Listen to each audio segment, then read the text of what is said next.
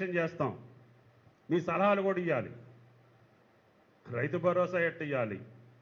రైతు భరోసా భూమి ఆసాంకి వెళ్తుంది, పంట పండించినోడికి రావట్లేదు, వాళ్ళిద్దరి మధ్య సఖ్యత కుదరట్లేదు. వీడికి గడవక పొలం చేయాల్సి వస్తుంది కౌలుదారు వెళ్ళి. దాన్ని ఏం చేద్దాం? నేను ప్రభుత్వంలో ఉండి చెప్పకూడదు, కానీ పెద్ద ఆయన కోపం రాదంటే ఉచితాలు తగ్గియాలి.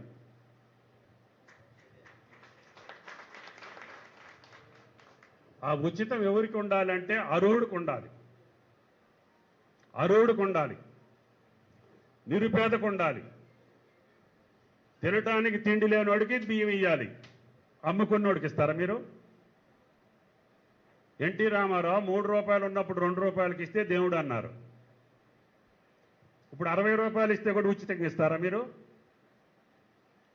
అప్పుడు మిమ్మల్ని ఏమంటారు? పద్ధతి కాదు కదా. మీ ఊళ్ళో కార్డు లేనోళ్ళు ఒక 10-20 మందిని తీసుకురండి, రేషన్ కార్డు లేనోళ్ళని. అంటే అందరూ పేదోళ్ళేనా?